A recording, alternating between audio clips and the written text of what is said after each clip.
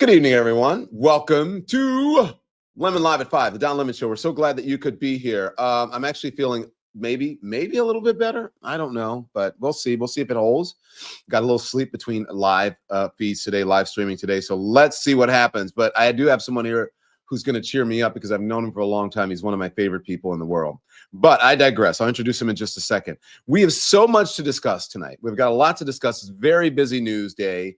From a prominent Senate Democrat announcing their intention not to seek re-election. And this one I believe is real because she is very widely liked. So we'll go through that. And then we have a series of explosive exchanges between Linda McMahon's confirmation hearing to the first reported cases of, oh my gosh, I hope we're not going back at this again. Bird flu in humans. Remember SARS? Remember COVID? I don't know where to begin, but I have someone who, wherever we begin, they can help me out on this because they're a pro at it. And that is my friend, longtime friend, and really longtime coworker, former coworker, and an excellent co-pilot alongside me tonight, Mr. Jeffrey Toobin. Jeffrey is a veteran CNN legal analyst, a veteran legal analyst, right? And then he also was a CNN analyst for a while, an ABC News analyst, a heavily minted contributing opinion writer, newly minted, I should say, contributing opinion writer for the New York Times. Very fancy. Jeffrey Toobin also happens to have a new book out. It's called The Pardon, which we're going to discuss this, in which he argues the apparent collapse of our constitutional order that we are experiencing now can be traced back to one single decision made by a former president. There's the book on your screen. Make sure you buy it. You can get it everywhere. We're going to get to the book in just a moment. But first, Jeffrey Toobin, how are you? I'm great, Don. It's great to see you. Good to see you as well. Will you kindly indulge me in some news of the day, as we used to do in my old job? To be sure. Okay. To be sure. You're the pilot of this ship, or captain of this ship? I am the captain of this ship. Look, I want to ask you this, just because we've been talking a lot about constitutional crisis, right? And, you know, the White House yesterday, the press secretary said, they were kicking reporters out. Right, saying we're not going to indulge in that. You can't say that we're in a constitutional crisis. Also, they wanted people to say that it was the Gulf of America, not the Gulf of Mexico. I don't know. We're beyond the looking glass. But I want to put these pictures up. This is pictures right here of Elon Musk meeting with President Modi, and which is interesting because I don't know, was this a bilateral meeting? Was this an official meeting? Who knows? But that's a picture of the meeting, and it looks very official, very presidential. And then the actual president was asked about it, and this is what he said. He met with Prime Minister Modi earlier today. Did he do so as an American CEO, or did he do so as a representative of the U.S. government? Are you talking about me? No, Elon Musk. Elon, I don't know. They met. And I assume he wants to do business in India. But India is a very hard place to do business in because of the tariffs. They have the highest tariffs just about in the world, and it's a hard place to do business. No, I would imagine he met possibly because, he's running a company. He's doing this as something that he's felt strongly about for a long time because he sees. Okay, Jeffrey. Am I wrong? That seems like a bizarre answer. Shouldn't he know? And I mean, isn't this a conflict of interest? Well, I mean, where do you start? I mean, if you know anything about, how the government has traditionally worked, when one chief of state meets with another chief of state, there's a lot of preparation involved. There are issues that are hashed out in advance, and some issues are teed up to be decided between the two leaders. And here, you have this man who, even at this moment, it's not clear exactly what his role is. And this is coming up in a whole bunch of court cases. Is he just sort of an outside volunteer advisor, or is he actually exercising government control? And that's usually come up in the context of government spending. But here we have him potentially engaging in foreign policy. So, I mean, I don't know what's happening. And apparently Donald Trump doesn't know either. Okay, so then if you have something like this where you see him and it looks very official, right? It looks like official pictures were taken. And then you have, let's look at it. I mean, this looks very official to me. And then you have him who has government contracts, as I said, and then he has the Doge thing, and they appear to be, according to at least the judges, the federal judges, that Donald Trump is defying their orders. Are we in a constitutional crisis? Well, constitutional crisis has become sort of a buzz phrase that unfortunately doesn't have a precise definition. To me, the great question that has not yet been answered is, will the president honor the judicial decisions? Now, at his press conference, I guess it was the day before yesterday, he said he would. But he and his vice president and others have also suggested that they wouldn't. And if we come to a moment when the president of the United States, the executive branch, is not honoring decisions of federal courts, which since 1803 and the decision in Marbury versus Madison has been, bedrock constitutional law, that it's the judiciary that decides what's constitutional, that would be a genuine crisis. We are certainly in a bizarre moment, but I'm not prepared to say it's a true crisis just yet. Okay, but how much longer, Jeffrey? I think we're at a fork in the road. I think we have to decide what we're going to be, because if we don't, then Donald Trump is not going to abide by any rules or any law, and before you know it, he's just going to defy the Constitution and the judges, and then just do as much pardoning as he can for people who are carrying out his orders, and just say he can't be prosecuted because the Supreme Court said so. Right. Well, I mean, Don, I don't mean to minimize the strangeness and danger of what's going on. And Musk is only part of it, but he is a certainly visible part. The American government is supposed to operate according to certain procedures and according to, how laws define who can represent the United States government. And, whether it's Elon Musk firing people who work for the government, or cutting government programs, or conducting foreign policy with India, that's not how the system is supposed to work. Right. And we'll see if A, the courts crack down, and B, whether the administration honors any crackdowns that are ordered.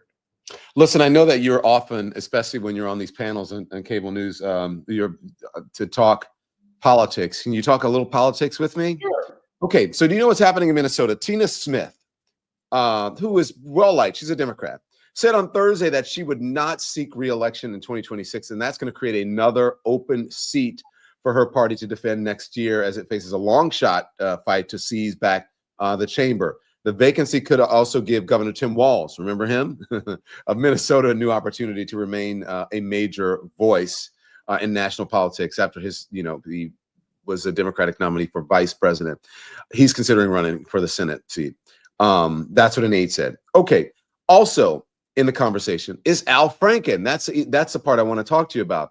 The so-called post-woke era that we're in now. Could the perfect answer to claim the Democrats, that they are a bunch of, to claims that the Democrats are a bunch of man-hating, skulls, if they suddenly start supporting Al Franken and that sort of makes up for getting rid of him when they really should not have.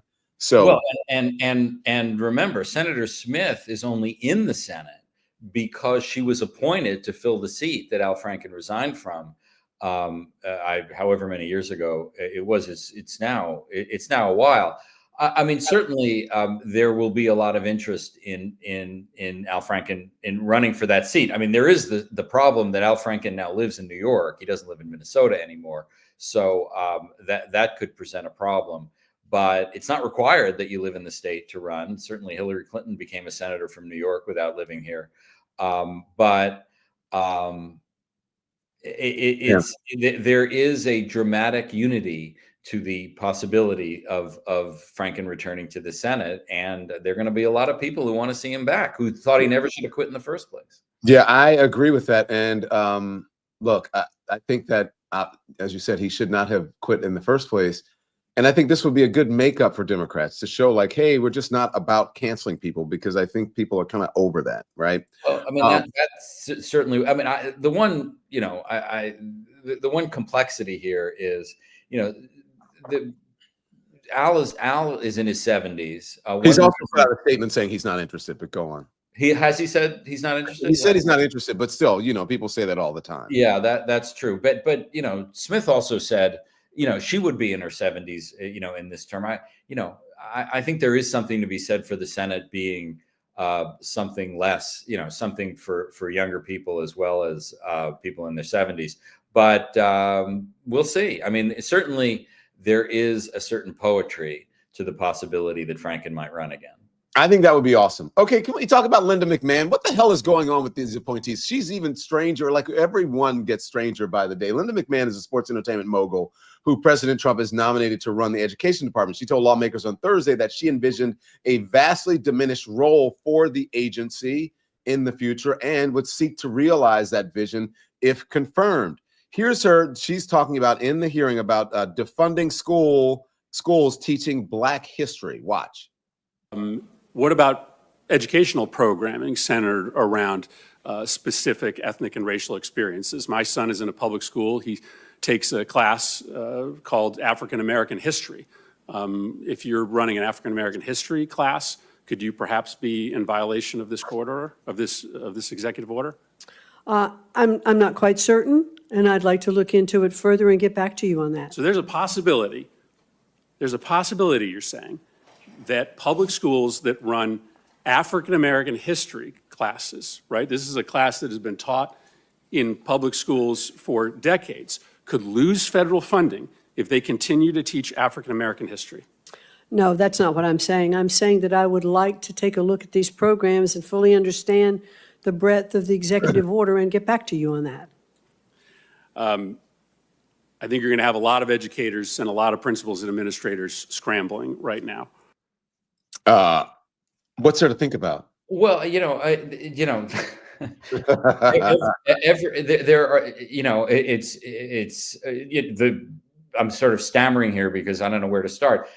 It's great to discuss this in February, of course, because this is Black History Month, and I wonder whether that's permissible under the executive order. I think one of the things I find really disturbing about this current moment is, I understand the hostility to DEI, which diversity, equity, and inclusion has become this code word where any African American person in any position of prominence is now dismissed as a DEI hire and someone who is not qualified for their job.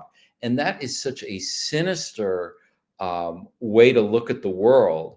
But that's how DEI is being regarded now. And the idea that you can't study, African-American history, which is, a subject that's taught in grammar school, in high schools, in colleges, in graduate schools all over the world. And the idea that the government is going to tell schools what they can teach and what they can't, that's a very scary notion. Well, it's interesting because Black history is American history. So it's just, I don't understand. I can't believe we're even in a place where we have to ask that question. I mean, Don, I'm sure you've been, not too long ago, I made my first visit. It's very hard to get in because it's so crowded, to the African American History Museum at the Smithsonian. Yeah. And which is just an absolutely amazing place. And, that is a perfectly legitimate and appropriate and important prism through which to see American history. It's not the only way to see American history, but that way of looking at the world is something that educators and museum designers have thought about for years. And the idea that the government might tell you not to do it is pretty scary. Let's move on to your book, because Jeffrey Toobin's book on presidential pardon power is impeccably timed. In December, we remember President Biden pardoned his son, Hunter, despite previous promises not to. I'm not so sure that was a big shocker, at least for me, because would you want to leave your son up to the Trump justice system, Department of Justice? Then, in his final minutes in office, Biden went on to pardon 5 other members of his family. Trump, upon taking office later that day, pardoned or commuted the sentences of more than 1,500 of his supporters who rioted on the Capitol on January 6, 2021. So, Jeffrey, how did this book, the timing, were you planning on writing this before and all these things just happened? Well, I want to give myself a little more credit than that. Trump had been talking about pardons for well over a year, so this was not a surprise. This was going to come up.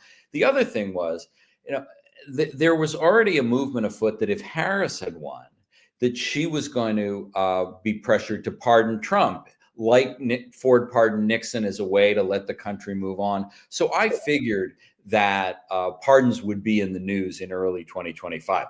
I certainly didn't realize how many, and I certainly didn't realize that Hunter Biden was going to get a pardon, much less the other pardon, the other members of the family. But the key idea behind my book is that pardons are like X-rays into the souls of presidents. It's an unusual power under the Constitution because there's no check and balance. Right. Presidents can pardon anyone they want, and nothing the courts can do about it, nothing the legislature can do about it.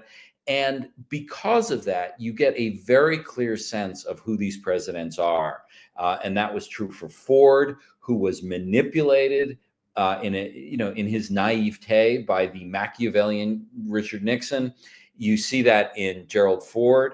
You see that in Joe Biden, who had this obsession with protecting his own family. And you see that in Donald Trump, who was the ultimate transactional narcissist who sees everything in terms of how it affects him. And he saw the January 6 people as fellow January 6 defendants. He was a January 6 defendant too. And that's why he gave them a pardon, even though they were in many respects violent criminals. He knows they're violent criminals. Of course he knows they were. Absolutely knows. Justified. He said what? He thinks they were justified. Remember, he called it a day of love. I think he says that. I don't think he actually believes that. I mean, I think he says that because he has to for his base. Well, then why did he do it? I mean, I think he thought what they did was justified. I mean, isn't that why else would he pardon them? To stay out of jail, he has to say that. He has to pardon them to get support from that. And he feels he owes them, right? Maybe on some level he feels guilty for what they did. I don't know. Feeling guilty is not a feeling I associate with Donald Trump. I'm not his psychiatrist, but that is not a motivating factor that seems to operate in great measure with him. But who knows? Touche. Okay, so listen, Jeffrey Toobin writes this. He says, presidential powers of clemency have their roots in the royal prerogative of mercy, a strangely monarchical vestige for a democracy that had rebelled against the king. Can you say more? What is the vestiges of a king? Well, if you look at, the birth of the Constitution, most forces, we had a revolution where we tried to get away from England. But England remained influential. And in the Articles of Confederation, which were right after the revolution, there was no president and there was no pardon power. But Alexander Hamilton, chiefly among them, when the job of president was created, he insisted on a pardon power there because he wanted a powerful president. And what could be more powerful than the idea of overruling the criminal justice system?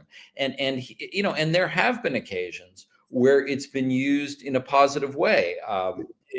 When Abraham Lincoln tried to keep the country together after the Civil War by offering an amnesty to the Southerners who were willing to, pledge loyalty to the United States. Barack Obama, late in his presidency, issued clemency to about 1,500 low-level drug dealers who he thought had served enough time in prison. So there are good uses of clemency, but the problem is when you give a president so much power, you allow them to exercise, the less attractive parts of their character, and that is, and that's what I think we've seen with Biden and especially with Trump. So you said that it was. Is it fair? Are you saying that Ford's pardon of Nixon ended up getting us to where we are now? I say constitutional crisis. You say not quite yet. Well, I mean, look, there's a lot of things happened between 1974 and today. But what happened in the immediate aftermath of the pardon is Ford's popularity fell dramatically, and many people attribute his loss to Jimmy Carter 2 years later, at least in part, to the pardon. And immediately after, in the 80s and 90s, after Ford's pardon of Nixon, presidents shied away from pardons because they knew how toxic it had been for Ford. But I think it really, the example of the Ford pardon, it was still out there, and particularly with Trump, Trump likes to reward his friends and punish his enemies. And remember, even in his first term, he pardoned everyone that Robert Mueller had prosecuted because he hated the Mueller investigation. He pardoned his daughter's father-in-law, Charles Kushner, because you take care of your family. He pardoned a bunch of Republican congressmen who were incredible crooks who had taken bribes and engaged in racketeering.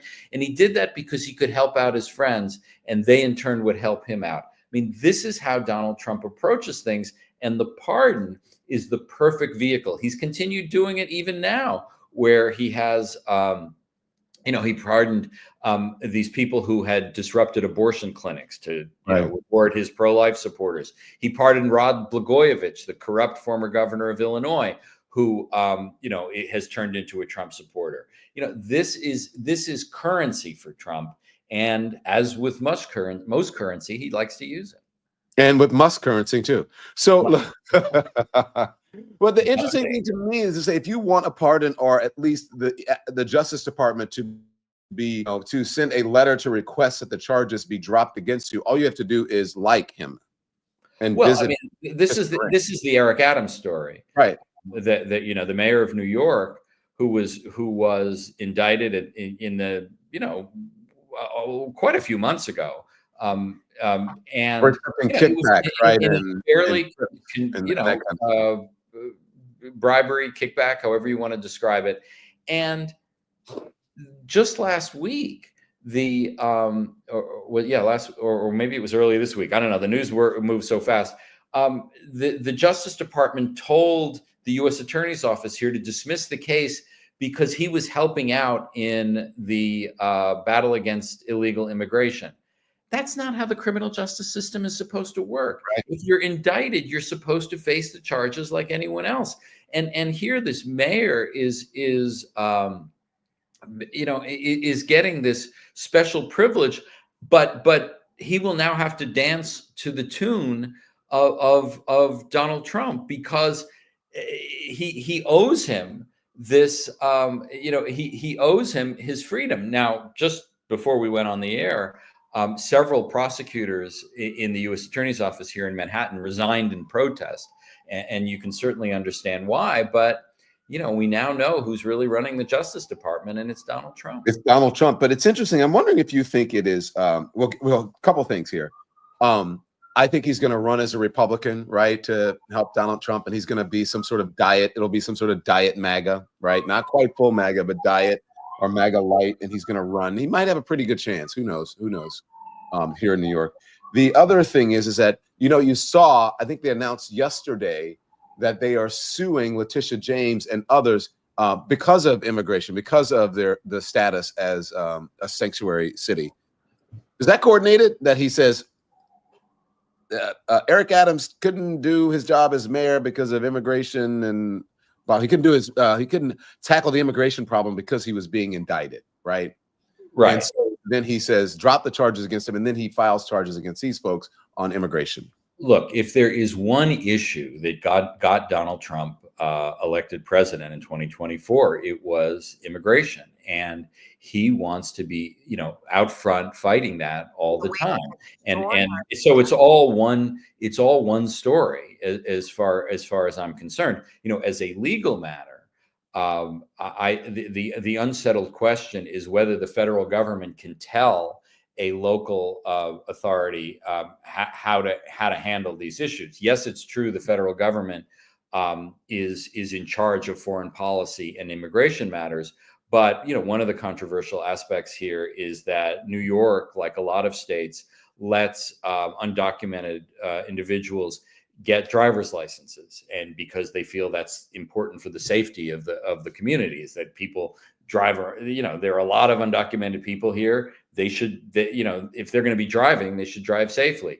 Who has the power to regulate driver's license? Usually it's the state, but here the federal government is saying that's a violation of federal law, and that's at the heart of this case. A federal prosecutor, did you know that here in New York, is resigning for this? I just said that. No, said sorry, you're talking about the same thing. Sorry, I was getting the information, trying to get it for you, and you were saying it. That's what I was looking at. I know. It's true. So, Ron, Don, that's a big deal. I mean, prosecutors don't resign in protest very often, but this was so extreme and so bizarre to drop a criminal case because it would hurt the president's agenda on some unrelated issue. I mean, I just never heard of such a thing before. Yeah. So Jeffrey, this book, Pardon, if we can put it up, I always ask, like, what did you learn from this book? Because I've written not as many as you. You're very prolific. What did you learn from writing this book? Because I found it, the last book that I wrote, there's so many things in it that I did not anticipate that actually happened to be in the zeitgeist, that came up in the news, right? Abortion and all of these things as I was in the middle of writing the book and as the book was coming out, and, defying the Constitution and all of that, separation of church and state. And it seems to be some similarities here. This book is very timely. What did you learn? Well, I guess one thing that really jumped out at me is that that presidents can never hide from who they are, and these presidents, even though they're surrounded by advisors and image makers, we get to see presidents for who they really are, and pardons are a great prism through which to see them. I mean, there's so many weird things in the history of pardons. You know who issued the most pardons of all? You're not going to guess. It's Rutherford B. Hayes, over 1,000 pardons, and including 44 people on death row. Wow. In the old days, before parole was invented, the only way to get out of prison was with a pardon. So pardons actually happened fairly regularly in the 19th century. And it was only in the 20th century, when crime became a much more obsessive concern, that presidents started cutting back on pardons. So in this respect, pardons are an interesting window through which to watch a lot of American history. Yeah. Look, I learned so much about the Supreme Court when I read your book, The Nine, and you've had some really great books. You have the People versus O.J. Simpson, which was turned into a limited series, right? Yeah. Which was really great. And then, Jeffrey, I got to tell you, so I'm flipping through Netflix, and there is another OJ doc, and there is Jeffrey Toobin sitting in it's almost always the same scene, right? You sitting in a chair in an empty room in black. Yes. And then they're asking you, and you're talking about how you discovered the Mark Furman evidence of the N-word, right? Yeah, no, I mean, it is, at the time I thought it was a big deal, but I didn't think I'd be talking about it 30 years later. No, I remember, I mean, just the short version of the story is Tina Brown, who was the editor of the New Yorker at the time, sent me out to LA and said, just go find something interesting. And I didn't know what to do. And I called Alan Dershowitz, who was my criminal law professor and part of the OJ defense team. And I said, well, what's going on? What's interesting? He said, I don't know, but this cop, Mark Furman, who had testified at the preliminary hearing, he may really be a bad guy. But that's all he said. So I thought, well, if he's a bad guy, maybe there are lawsuits against him. So I went to this giant room, which is where they stored the old civil lawsuits. And I was expecting to find lawsuits where he had been a defendant, he had been charged with, behaving badly. But that's not what I found. I found that he had been a plaintiff in a case against the city of Los Angeles, where he asked to get a pension for disability because he hated Black people so much that he couldn't be a good police officer anymore. And it tells you a lot about LA at that time, that they said, no, you don't get a pension, go back to being an LA police officer. And in the file were these references and statements by Furman using the N-word. And I wrote about that, and it became a big deal. And of course, it became very important in the trial and the defense. But, you know, that's how it happened. And 30 years later, the rest is history. So you can credit Alan Dershowitz for part of that. I know you guys, I like to see you guys fight. Yes, I know. And you know, I have, he was my criminal law professor, and we have had a lot of differences in recent years, but I still have a lot of affection for Alan. Yeah. Thank you, Jeffrey. As I have a lot of affection for you, Jeffrey. It's always good to see you. It's good to see you thriving and doing well. I miss working with you on a daily basis. I But know. at least I get to see you. Know, I miss you too, pal. But it's great to see you. You as well on the YouTube. Yes, the book is called The Pardon, and it's out now. You can get it everywhere, anywhere books are sold, right, Mr. Toobin? That's for sure. Thank you, Jeffrey Toobin. We appreciate it. Bye, Don. See you soon. Okay, so everybody go out and get Jeffrey Toobin's book. He's such a great guest. He's like I think, one of the best legal minds, if not the best legal mind of in our current history, our current time now. So let's talk. Okay, so hi, everybody. Look, I am still not feeling well, so sorry. I've been muting myself doing this, but now that we're kind of almost alone, we also have a what do you call it? A members only stream coming in a little bit. So I'm going to talk to you guys for a little bit. Let's discuss. All right. So we have a lot to talk about in a very short time. So this whole Linda McMahon thing is really disturbing. For her to say, well, I don't know about Black History Month. What the hell, Linda McMahon?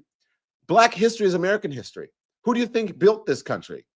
There were a lot of folks who built this country, but African Americans helped to build this country for free, helped to build the White House for free. I've been watching, I don't know if I've been watching this movie that is just surprisingly nominated for an Academy Award. It's called Nickel Boys. I don't know if you guys have seen it. An amazing movie about the indecencies and the criminalization of Black men and Black youth that push them into the criminal justice system. It's unbelievable what people of color have dealt with in this country. Everyone has dealt with some hard times, but it has been hard times on top of hard times for African Americans, especially African American men who are victimized by the system. So if you haven't seen Nickel Boys, go see it. I'm doing a panel tomorrow. Cindy Turley, I agree with you. I usually don't like to call people clowns. But this next person that I'm going to talk about is that, I believe. And they have nominated a lot of clowns. And they're all going to get appointed, except for Matt Gaetz. Except for Matt Gaetz, right, who had to drop out. And look, if he hadn't dropped out, perhaps he would have survived. Linda McMahon is the sports entertainment mogul who President Trump has nominated to run the Department of Education. She's a former executive of World Wrestling Entertainment, a WWE. Ms. McMahon was tapped to run a department that is in the middle of an intense upheaval. Is it even going to be there? They're trying to get rid of it. For her very reason for being, may have been challenged by the president, Mr. Trump, because he's repeatedly said that he wants to shrink it, if not fully eliminate it, the Department of Education. And so anyway, that set up a very contentious Senate confirmation hearing on Thursday, a few parallels in American history to tell you about. Ms. McMahon stopped short of embracing calls to shutter the department, which would have amounted to calling for the elimination of the job that she had been nominated to take. Instead, she laid out a more roundabout plan to return to the period before the department was established in 1979, during which she said that state officials and other federal agencies handled the department's current responsibilities more effectively. Okay, right. Like she knows that. Okay, here's the deal, y'all. Linda McMahon, I played that soundbite, and she said she doesn't know if she wants to teach Black history. Well, I don't know. I'm not saying that, but I have to study. What's the question? What is there to study? If asked, no. Schools would not. Funding would not be restricted from schools if they teach Black history. Because Black history is American history. It's just that simple. There's no other way that this question should be answered, except she's dancing around it for what? Donald Trump, because of the racists in the MAGA party The people who say DEI is responsible for every bad thing in this country, when the planes that are falling out of the sky, the medical mistakes that are being made are mostly being made by who? White men. Very few female pilots, very few pilots of color, very few female doctors, very few doctors of color. Those medical mistakes that you see, white men. But he's still saying it's DEI. So these racist views on diversity, equity, and inclusion, and on the teaching of history, and just really teaching the true history of the country. That's why I say that we are on the precipice of disaster. So this is Linda McMahon. You heard her Black History one. This is Senator Baldwin pressuring her about, listen, there is a sex scandal, as you know, that has really enveloped and engulfed WWE, involving young men, young folks that they have been embroiled in for years. And she's part of the suit, part of the scandal. This is her being pressed on it. Watch this. Mrs. McMahon, you have been named in a lawsuit which alleges that you and your husband allowed for systemic and pervasive abuse of underage children to persist in your business for years. It is an ongoing lawsuit, and it alleges that you rehired a known sexual predator and you felt it was sufficient to simply direct him to steer clear of children. If confirmed, you will be responsible with overseeing the Department of Education Office of Civil Rights, charged with ensuring equal access to education through vigorous enforcement of civil rights laws. I am so concerned about whether sexual assault survivors on campus can trust you to support them. Thank you, Senator. They certainly can trust me to support. Pause, please. Okay. Now, listen, the beginning sounds, you're like, okay. But I want you to listen. There's a twist in the end. Remember, she's being asked about supporting victims. Okay? She's being asked about supporting victims. Listen to how she twists this. It gives you some insight into her thinking and the thinking of MAGA. So back it up a little bit, just a little bit, and then play it. Now listen. Thank you, Senator. They certainly can trust me to support them. I have a granddaughter that is now in college. I have two grandsons who are in college.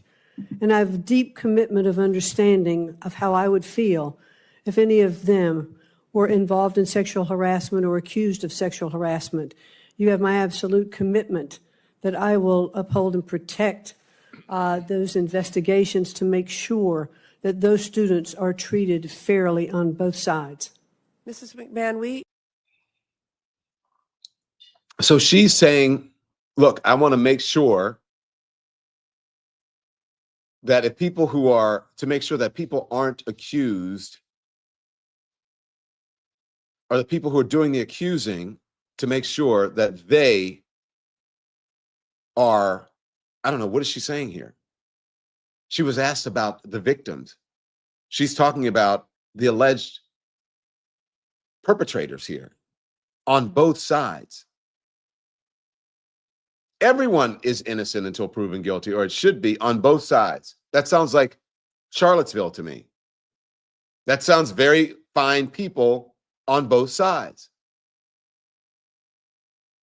Of course, that goes without saying that you want the people who are being accused to face their day in court, that innocent until proven guilty, but that's not what the question was about. The question was about the alleged victims.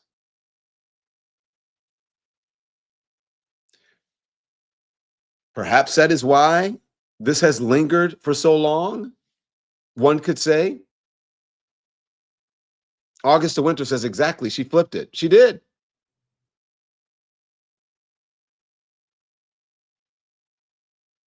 Perhaps that is why that they are in this position, is because of maybe the lack of understanding of how sensitive this is for victims.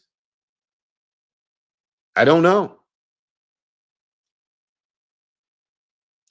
Senator Hassan says this is gaslighting. Watch.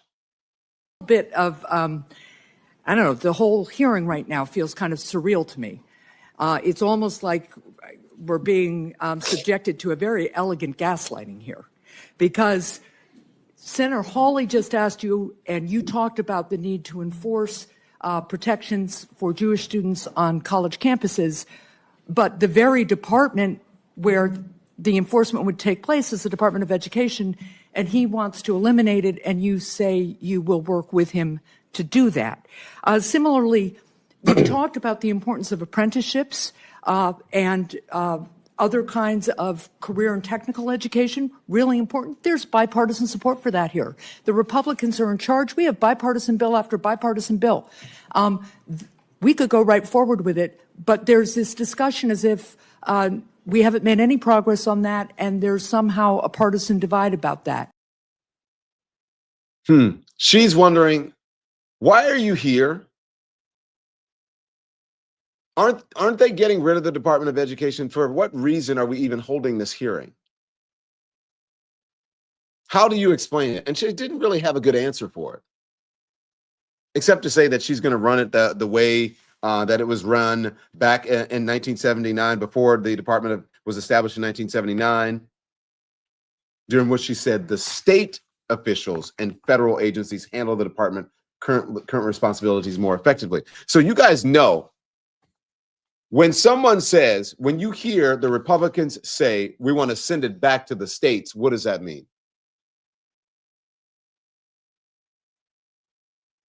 What does that mean when they say we want to send it back to the states? That means we want to get rid of it. When they said we want to send abortion back to the states,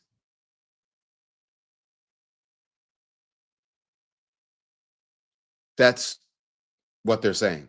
That's what she's saying. We want to send it back to the states. It is gaslighting. All of these appointees. And guess what? They're all going to get passed. Every single one of them are going to get passed. I asked Jeffrey Toobin if we were in a constitutional crisis. He said he thinks that word has been, it's just become like a catch-all. I don't know if it's a catch-all right now. Segregation, says Tracy Smith. You're right. Is that what they want to do? Do they handle that so great with segregation? Wait till people figure out what this all actually means for them, especially folks who are in red states. Make sure you guys hit the likes. Make sure you hit the thumbs up if you're, depending on where you're watching us. Hopefully you're watching us on the YouTube, where our show is up now and you get to see it full frontal on YouTube. Tracy Hall says segregated schools and separate but equal. Yeah, that's where we were going back to 1979 and before. That's when I was in elementary and junior high school. I went to a school that they created because black people could not go to the same schools as whites. And usually the schools were underfunded. If you went to a separate school, it was separate, but it certainly was not equal. So by the time I came along, my family had the means to send me to a Catholic school. The Department of Education was created because states didn't uphold laws serving children with disabilities, says Mama Brooke. Yes.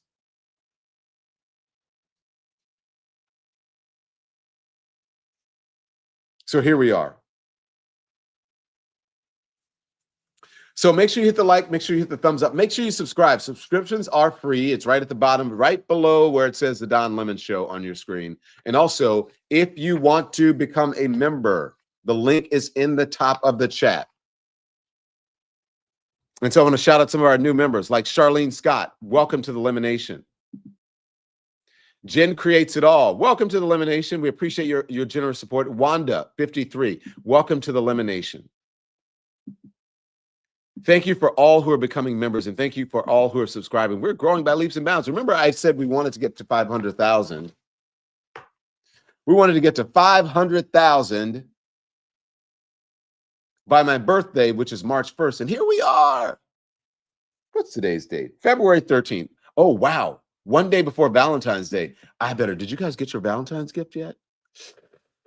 I have been sick and in bed. I got to do something. I need to pick up the phone and order something or go get something. I hope Tim is not listening. Tim, are you around? Okay, good. Maybe he's not listening. Did you guys get your Valentine's yet? Breathe love. Welcome to the Lemonation.